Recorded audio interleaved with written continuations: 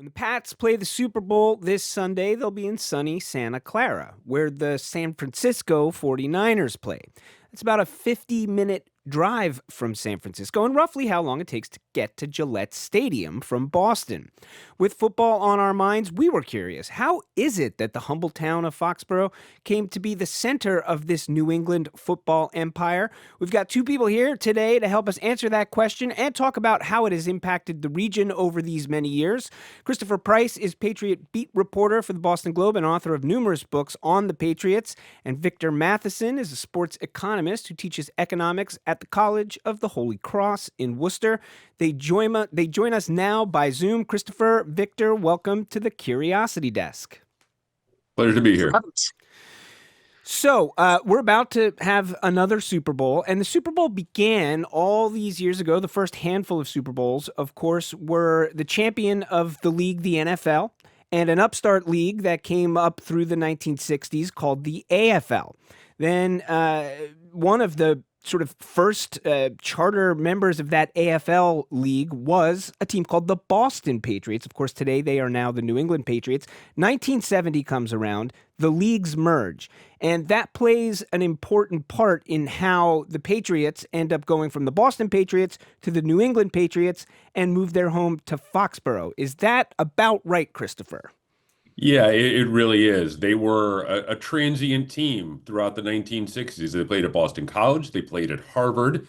They also played some games at Fenway Park. They needed some sort of stable venue if they wanted to make that move into the National Football League. And so they decided to, they landed basically on Foxborough and what at the time was Schaefer Stadium, I believe, and maybe Victor can speak to this as well. They were the first franchise to have a stadium which included corporate naming rights. Schaefer Stadium after Schaefer Beer, which was a landmark move, but it certainly helped pay for the stadium back in the 1970s. So that's kind of the thumbnail version of how they moved from being a team that kind of, jumped around a little bit to finding a stable home in Foxborough.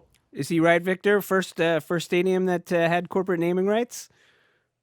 Yeah, it was the very first. However, it was certainly among the first, and of course Schaefer Beer, and later Budweiser renewed those rights for other names further down the line. So, Christopher, as you point out, they'd been sort of transient up until that point. However, all of the places that they had been playing, essentially in Boston, they were the Boston Patriots. Presumably, they looked at Boston as a potential location for this new stadium that they needed to have. And presumably, there were other places in and around the Boston area besides Foxborough that could have been the site. Why Foxborough? It just seemed to make sense halfway between Boston and Providence, and it was a way for them to be able to incorporate maybe the region as opposed to the city. Although I will say this, that when they moved, they initially thought about calling themselves the Bay State Patriots, but then they realized that you would see BS Patriots in headlines, and that really didn't fly with the team ownership. So there were a couple of things at play there. There's a racetrack there. The land was relatively cheap, and that all kind of figured into the conversation as well. But yeah, Foxborough ultimately was their preferred landing spot. There were some conversations about, maybe trying to build a larger stadium in Boston, maybe a two-sport stadium. Of course, those were all the rage in the 1970s, Cincinnati, Pittsburgh, and so on and so forth. But they ultimately landed in Foxborough. Victor, I want to talk about how this differs or doesn't differ from other stadiums, other NFL stadiums, other franchises. As we sort of said at the beginning, the Super Bowl itself being played at the home stadium of the San Francisco 49ers, it is not in the city of San Francisco. How common is it that a big NFL sports stadium is located outside of the city in which the team is located?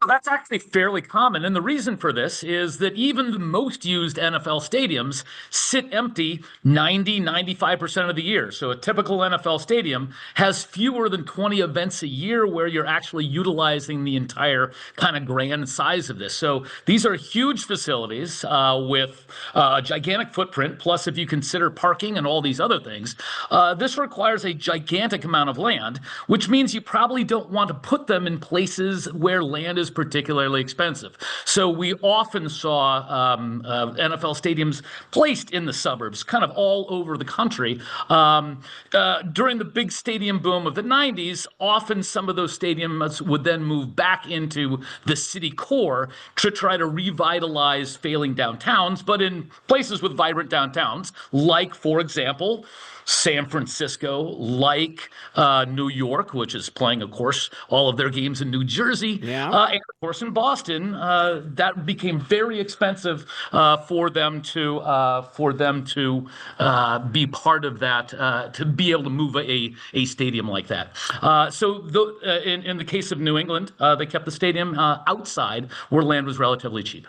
There's this sort of push and pull even in your answer that I hear. You hear it whenever you hear, conversations around new stadiums, this idea that you have this huge stadium, takes up all of this space, and it's not being used most of the time. But then you hear on the other side, people saying like, well, it can be an economic engine. As you just said, you had a lot of people in the 90s saying, all right, our downtown needs an infusion of energy and money, so let's move the stadium back into the city. When we sort of look at it overall, what do we know? I mean, I feel like the NFL's been around for a long time now. We've had a lot of stadiums. We've had them inside of cities, outside of cities. Is the sort of understanding settled in terms of what the economic impact is on a region? Is it positive? Is it negative? Or does it really just depend on the location and the franchise? Well, the answer is very clear on this. Stadiums have little to no economic impact on local economies, and large giveaways to sports teams, like we just talked about in the intro about Mayor Wu talking about soccer here. Most economists invariably say that's a fairly poor investment for public money. Okay, so maybe not a great economic investment, but it obviously changes the culture and perhaps the identity of a place. Christopher, can we cast our eyes back to, pre-1970 and what was Foxborough like and how has Foxborough changed? Because it is now, as we said, sort of the home of Patriots Nation. It was a raceway. There was one of the reasons why there was so much land out there. They had a raceway right next to the stadium. And honestly, as we're kind of talking about, the old Schaefer Stadium, which became Sullivan Stadium, which became Foxborough Stadium, it was universally accorded in a lot of ways as one of the worst facilities in the league as we got into the 1990s. There was something called the Great Flush that took place after the second game because the plumbing all backed up. Yeah, but hold on, I'm going to stop you there. The Great Flush? The Great Flush. What was the Great Flush? They had a problem with the plumbing the first game. And so what they decided to do was, all right, we're going to check the plumbing out for the entire place. They had people go around the stadium and they all looked at their watch and say, okay, at 12 o'clock, we're going to flush. We're going to make sure this all works. So that was just one small aspect of the stadium in its kind of progression over the years. I will say this, it has turned Foxborough, in particular Route 1 in the area around Patriot Place, it has revitalized it because when Foxborough Stadium was there, when it was, again, Schaefer Stadium, Sullivan Stadium, whatever name you want to use, there were dirt parking lots, and there really wasn't much to be had around the area. One of the things that the current ownership has done, they've created Patriot Place. There's stores there. There's a massive shopping center, a Bass Pro Shops, a Hobby Lobby. Chick-fil-A just moved in, which made all us sports writers very, very happy this year. So you see more and more investment in the community. As opposed to what it looked like in the 1970s and the 1980s. It was kind of it was a dicey stretch of road out on Route 1, before they made the move and they created Gillette Stadium. Victor, when we talk about big building projects, in particular stadiums, right, but not just exclusive to stadiums, as we just heard Christopher talking about, parking and traffic is the first thing you hear, right? You're going to put something new that's going to bring a lot of people into a place. We're worried about parking. We're worried about traffic. What do we know in terms of the benefits or, the problems that come with a stadium when it comes to roadways and parking? Well, so this is again one of the problems. We shouldn't think about stadiums as simply being economic drivers. They can also be economic negatives, right? So economists have the term negative externality, and that means that there are other things associated with the stadium which may have bad effects here. One interesting thing about Gillette, however, is that it actually was a stadium that was 95% privately financed, which went against the grain. One of the only NFL stadiums of its era. When that original Foxborough Stadium was replaced in 2002, privately financed stadium, the one thing where the taxpayer was on the hook was for expanded road access to help people in and out of the stadium. So the one place where taxpayer money was used, and it was about 5 to 10% of the whole project, was to improve road access along Highway 1, which of course benefits people not just during game times. Yeah, I was going to say, it benefits them 365 days a year. Sure. I mean, traffic is a little bit of an issue in this area. It sort of feels like any improvement you can get on anybody's dollars, probably not the worst thing in the world. We talked a couple times about the 90s, and we've sort of mentioned the fact that, the first stadium in Foxborough is not the current stadium. Gillette Stadium is a new stadium. But I look at that time period. Victor, you were saying in the 90s, a lot of teams were moving back into city cores. We talked about the fact that the new stadium is built in 2002.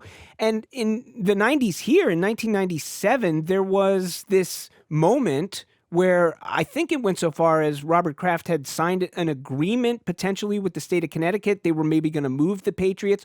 What happened there, and how did we ultimately stay in Foxborough, Christopher? Well, there were a few different things at play there, but there was an agreement in place to move the Patriots to Hartford, and at a spot in Hartford called Adrian's Landing, right along the Connecticut River. It was signed, sealed, and then, of course, at the last minute, all of these things started to pop up, and then the Massachusetts legislature said, "Hey, wait a minute, maybe we found a few extra bucks here to kind of expand Route 1, and we can start to work together." So yeah, they were. I have friends who were ready to buy season tickets, Connecticut friends who were ready to buy season tickets, and if they had continued down that road and, we would have seen the Connecticut Patriots or the New England Patriots of Connecticut in the Super Bowl, it would be very, very different today. But yeah, there was an agreement in place to move the Patriots down, what is it, down 90, down 84, whatever road in and out of Connecticut you want to talk about. Yeah, they would have been there if it wasn't for a last minute agreement in place between the owner and the legislature. We're talking with Christopher Price and Victor Matheson about how Gillette Stadium ended up in Foxborough. I want to cast my eyes to the future a little bit now. Victor, I'm thinking about currently, even we just look right now, you've got Cleveland, the Browns. There's a little bit of a battle going on about where a new stadium is going to happen in Cleveland. There's been some back and forth about that. The Chicago Bears, we're hearing, might move to Northwest Indiana. I think the Kansas City Chiefs, Kansas City, of course, in Missouri, moving to Kansas potentially, or maybe that deal is signed. It seems like we're in another kind of era. Maybe it's just always been like this, where there's some question about, where these new stadiums are getting built. Have the economics changed? Oh, the real key of what's going on here is we had a big stadium boom starting in the 1990s. And if you want to date it to like one time, it's actually the creation of Camden Yards for the baseball team in Baltimore, which was a gigantic improvement over the old stadium and also sold as an economic driver. And following the success of Camden Yards, we had new stadiums being built all over the country in all the different sports. Most of those stadiums were built with 30-year leases. So it made it very difficult for teams to try to move or try to negotiate for new stadiums until those leases were up. But guess what? 2026 here is about 30 years after that wave of stadiums. So as these leases are expiring, all of a sudden, all the bargaining power now is in the hands of the team owners, and the team owners are exploiting that bargaining power to extract significant subsidies out of taxpayers by either threatening to leave communities completely or by playing off one part of a metro area against against another. So it's Cleveland being played off against a suburb. It is Chicago proper being played off against Arlington in the Northwest or Gary, Indiana in the Southeast. So again, it's all the expiration of leases, which all of a sudden hands bargaining power over the teams, and we're going to see a huge wave now of new stadium deals all across the country because of this. Christopher. One other thing to keep in mind when it comes to the context of this specific conversation is that quite frequently when teams do decide to build new stadiums, the NFL will reward them with a Super Bowl. We're starting to see that more and more across the country.